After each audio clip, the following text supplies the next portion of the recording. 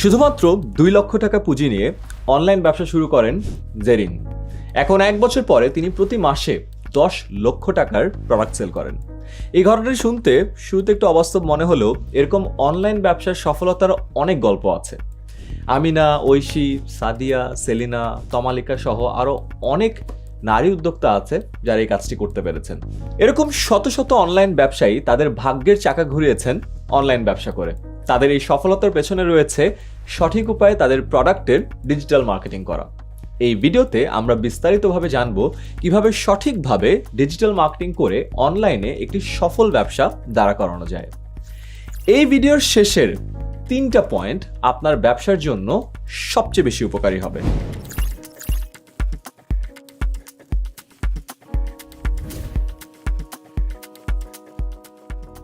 আসসালামু আলাইকুম, আমি আয়মান সাদিক। এই ভিডিওতে আমরা জানব কিভাবে আপনার ছোট ব্যবসার জন্য ডিজিটাল মার্কেটিং করবেন এবং আপনার ব্যবসাকে উন্নত করবেন। শুরুতেই বলে রাখছি, ডিজিটাল মার্কেটিং কোনো রকেট সায়েন্স না। এটি খুবই সহজ একটি বিষয় এবং এর জন্য আপনার কোনো বিশেষ দক্ষতার প্রয়োজন নেই।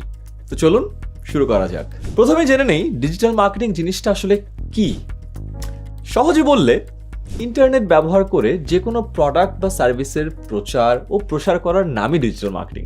যেমন ধরুন, আপনি ঘরে তৈরি সাবান বিক্রি করবেন, আপনার একটি ফেসবুক পেজ আছে, আপনি সেই প্রোডাক্টের ছবি তুললেন, একটু এডিট করলেন, তারপর ফেসবুক পেজে সুন্দর করে একটি ছবি পোস্ট করলেন এবং লিখলেন, খাঁটি উপাদানে ঘরে তৈরি সাবান, আগামী 3 দিনের মধ্যে অর্ডার করলে পাচ্ছেন 25% ছাড়। এই পোস্টটি আপনার পেজের বন্ধু এবং ফলোয়ারদের কাছে ফেসবুকে পৌঁছে দিবে। আপনাকে মেসেজ করে অনেকেই ওই সাবান অর্ডার দিতে পারে। এই যে আপনি ছবি তুলছেন, লিখছেন, সেটা পোস্ট করছেন, মেসেজ বা কমেন্টে রিপ্লাই করছেন, এই সবগুলোই কিন্তু ডিজিটাল মার্কেটিং। ব্যাপারটা ইন্টারেস্টিং, তাই না?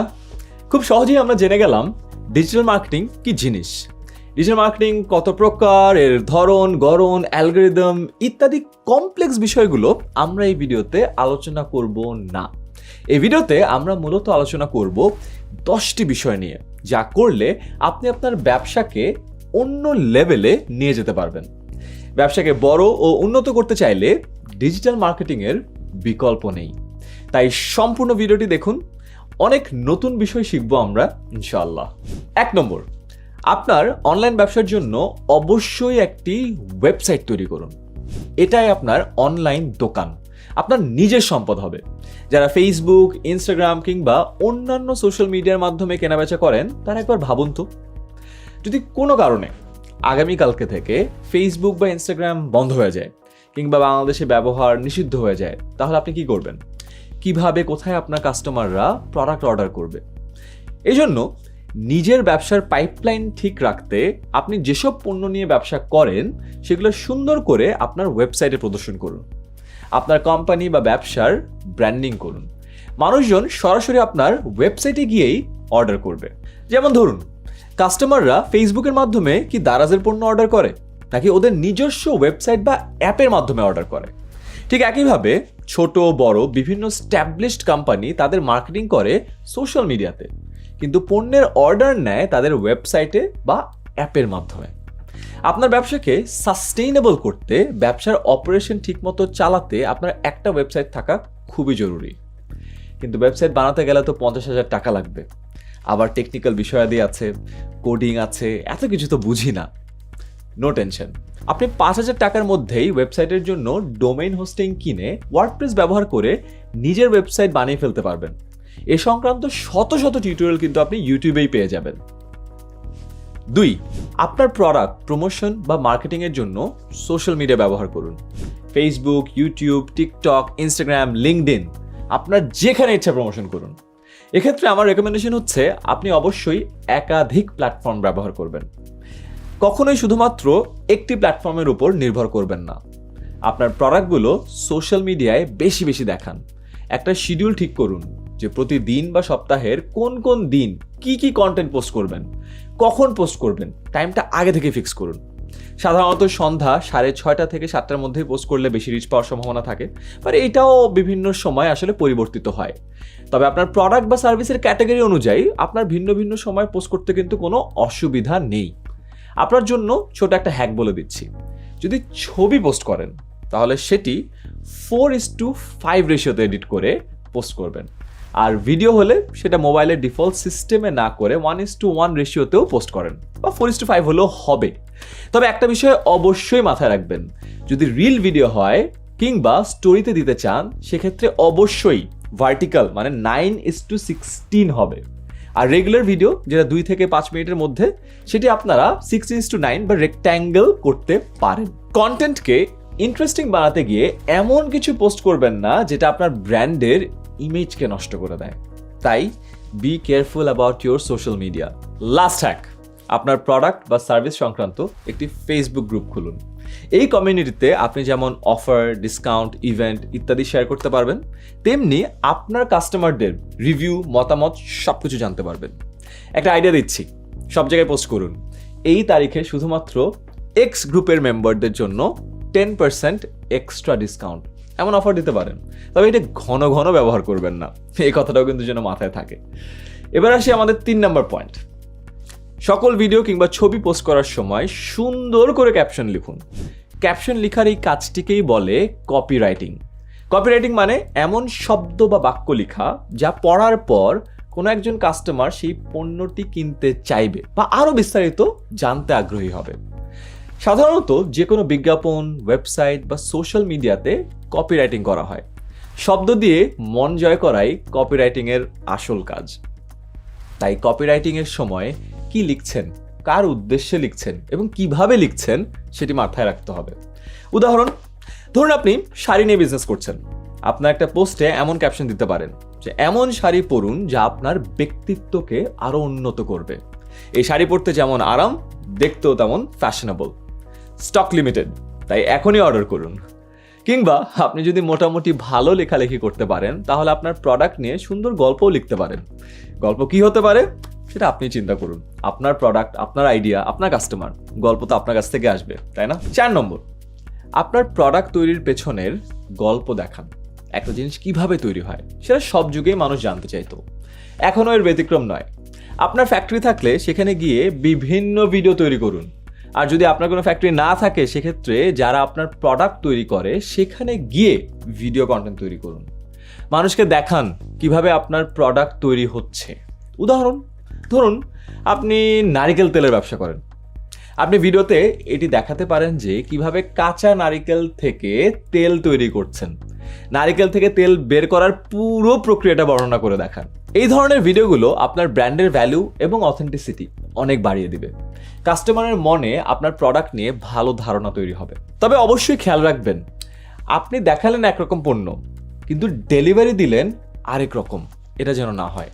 ধোঁকাবাজি করে হয়তো এককালীন কিছু মুনাফা হবে কিন্তু আপনার ব্যবসা কখনোই সাস্টেইনেবল হবে না।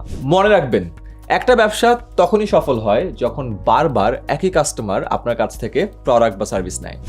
আই রিপিট, যখন বারবার একই কাস্টমার আপনার কাছ থেকে প্রোডাক্ট বা সার্ভিস নেয়। 5 নম্বর, কাস্টমারের সাথে সহজে যোগাযোগ করার জন্য মেসেজিং সিস্টেম ব্যবহার করুন, যেমন হোয়াটসঅ্যাপ, মেসেঞ্জার ইত্যাদি। অনলাইনে প্রথমবার যে কোনো প্রোডাক্ট কেনার আগে 98% বাংলাদেশি কাস্টমারই বিক্রেতার সাথে একটু কথা বলতে চায়, হয় চ্যাটিং করে অথবা ফোন কল করে। এজন্য পার্সোনালাইজড কমিউনিকেশন হলে আরও উত্তম। তাই আপনার ওয়েবসাইট, ফেসবুক পেজ কিংবা অন্যান্য সোশ্যাল মিডিয়াতে বা হোয়াটসঅ্যাপে কিছু না কিছু যোগাযোগের ব্যবস্থা রাখুন। কাস্টমারের সাথে সুন্দর ব্যবহার করুন। আপনার ব্যক্তিগত হাজারো সমস্যা থাকতে পারে, সেটা কাস্টমারকে বুঝতে দিবেন না। আপনার একটু সুন্দর আচরণ ও সুন্দর করে কথা বলার ধরন দেখলে একটু বেশি দাম দিয়েও প্রোডাক্ট কিনতে কাস্টমার কখনো কার্পণ্য করবে না। পাশাপাশি পুরাতন কাস্টমার সবাইকে হোয়াটসঅ্যাপ বা মেসেঞ্জারের মাধ্যমে আপনার আপকামিং অফার, ডিসকাউন্ট সম্পর্কে সহজে জানাতে পারবেন। 2টা বিষয় খুব সতর্কতার সাথে খেয়াল রাখবেন। 1, মানুষ সবকিছুতেই ইনস্ট্যান্ট সলিউশন চায়। আপনার বেলাও তাই। কাস্টমার মেসেজ করার পর যত দ্রুত সম্ভব মেসেজ বা কলের রেসপন্ড করবেন। এতে করে প্রোডাক্ট সেল হওয়ার সম্ভাবনা অনেক গুণে বাড়ে। আপনি যদি কাস্টমার মেসেজ দেওয়ার 10 থেকে 12 ঘন্টা পরে রেসপন্ড করেন তাহলে ওই কাস্টমার আপনার প্রোডাক্ট না কেনার সম্ভাবনাই আসলে বেশি। আর 2, কখনোই কমিটমেন্ট ভঙ্গ করবেন না। আপনার প্রোডাক্ট কোয়ালিটি এবং প্রোডাক্ট ডেলিভারি নিয়ে কাস্টমারের সাথে যা প্রতিজ্ঞা বা অফার করছেন তাই প্রদান করুন। কোনো কারণে সময় বেশি লাগলে সেটি অর্ডার করার সময়ই কাস্টমারকে জানিয়ে দিন। এই ব্যবহারগুলো আপনার সিরিয়াসনেস এবং সিনসিয়ারিটি প্রদর্শন করবে এবং আপনার ব্র্যান্ড লয়্যালটি অনেক দূর বাড়াবে। 6 নম্বর, এলাকার স্থানীয় কিংবা ন্যাশনাল লেভেলের জনপ্রিয় ইনফ্লুয়েন্সারদের সাথে কাজ করুন। তাদের কাছে আপনার প্রোডাক্ট পাঠিয়ে দিন একদম ফ্রিতে। তাদের কাছে একটা পজিটিভ রিভিউ প্রদানের জন্য রিকোয়েস্ট করুন, মেবি তাদের স্টোরিতে, ছোট করে একটা স্টোরি বা ভিডিও কিছু একটা।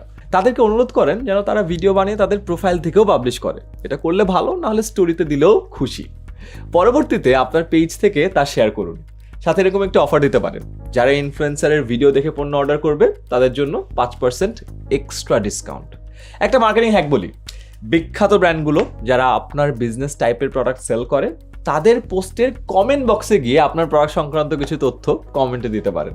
তবে সাবধান, ভুলেও ওই কমেন্টে আপনার প্রোডাক্ট সেল করার চেষ্টা করবেন না, তাহলে আপনাকে ভাববে একটা স্প্যামার এবং আপনাকে ওই পেজটা সবার আগে ব্লক করে দেবে। তো সাবধান।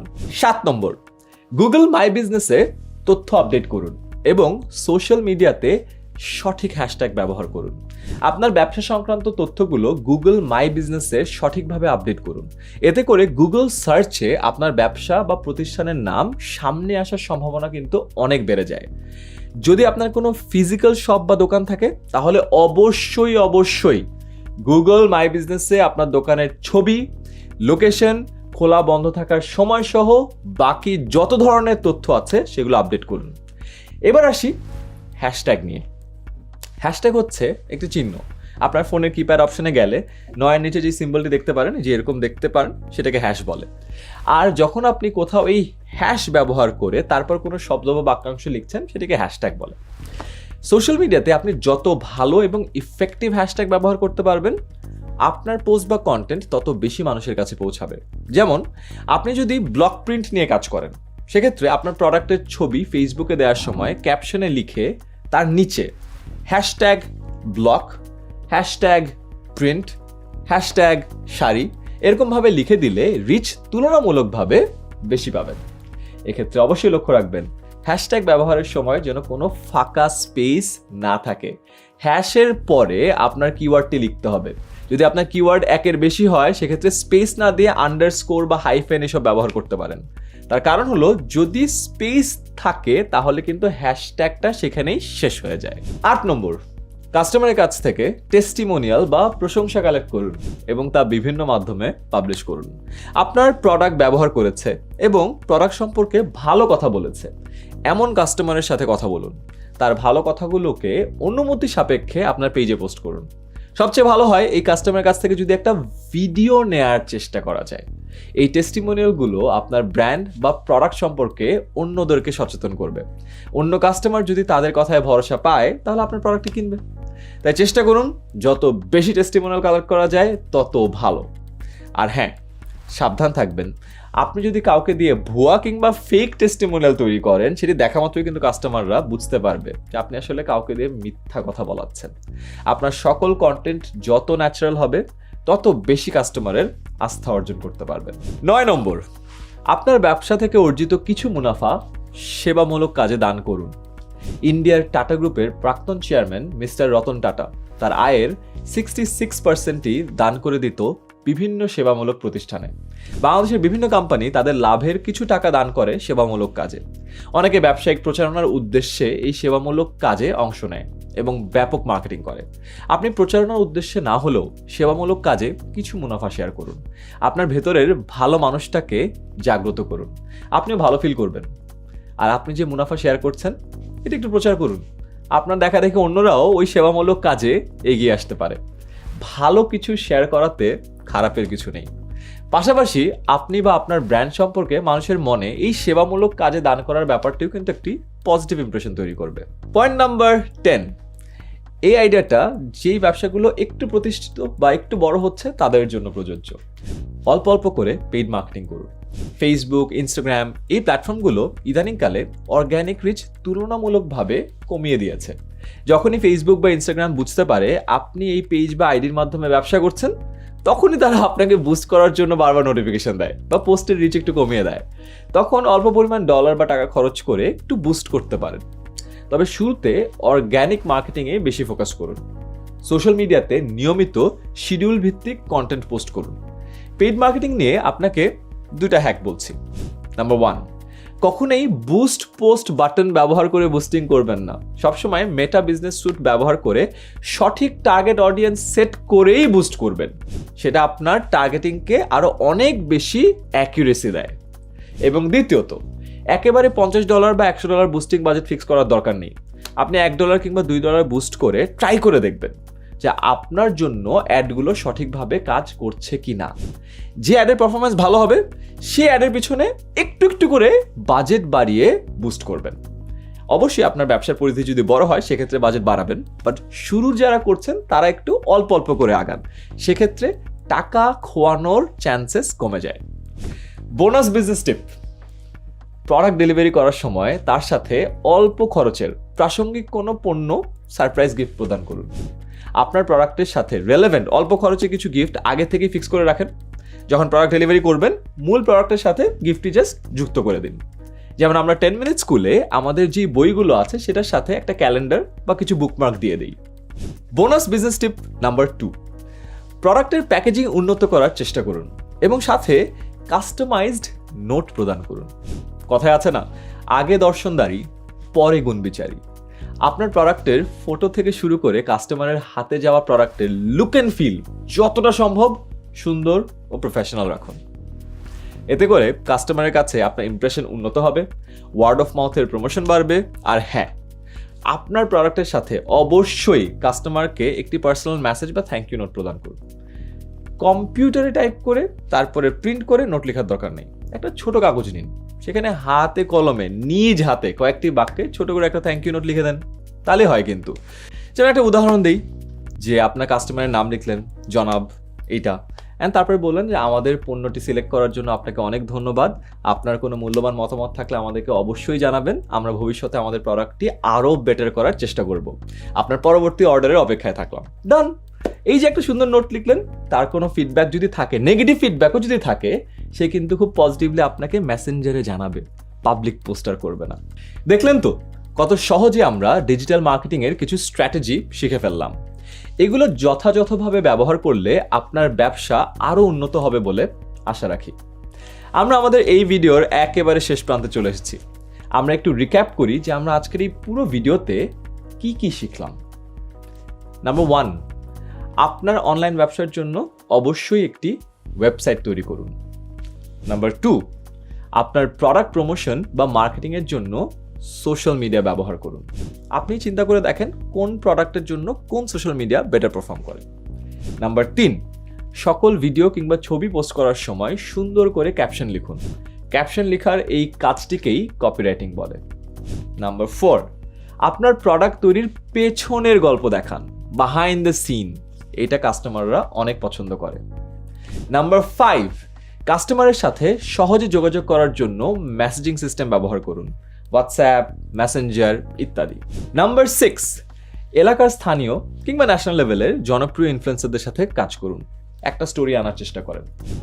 নাম্বার 7, গুগল মাই বিজনেসে তথ্য আপডেট করুন এবং সোশ্যাল মিডিয়াতে সঠিক হ্যাশট্যাগ ব্যবহার করুন।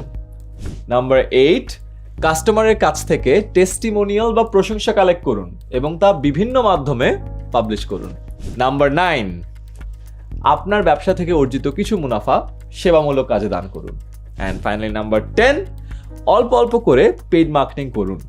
আর 2টো বোনাস টিপ হিসেবে যেটা জানালাম সেটা হলো 1, প্রোডাক্ট ডেলিভারি করার সময় তার সাথে অল্প খরচের প্রাসঙ্গিক কোনো পণ্য সারপ্রাইজ গিফট হিসেবে প্রদান করুন। বোনাস টিপ নাম্বার 2 হলো প্রোডাক্টের প্যাকেজিং উন্নত করার চেষ্টা করুন এবং সাথে কাস্টমাইজড নোট প্রদান করুন। শেষ কথা মনে রাখবেন, মানুষ তার স্বপ্নের সমান বড়। আপনার স্বপ্ন পূরণের জন্য কাজ করতে থাকেন। আপনার স্বপ্নের ব্যবসার পাশাপাশি নিজেরও যত্ন নেওয়া শুরু করেন। প্রতিনিয়ত মার্কেটিং সংক্রান্ত নতুন নতুন বিষয়াদি শিখতে থাকুন। আপনার ব্যবসা কিভাবে আরো বড় করবেন তার পরিকল্পনা করুন। দেখা হবে আপনাদের সাথে পরবর্তী কোনো এক ভিডিওতে। আপনার ব্যবসা আরো উন্নত হোক, বাংলাদেশের অর্থনীতিতে আপনার অবদান আরো বৃদ্ধি পাক, এই কামনায় আজকের মতো এখানেই বিদায়।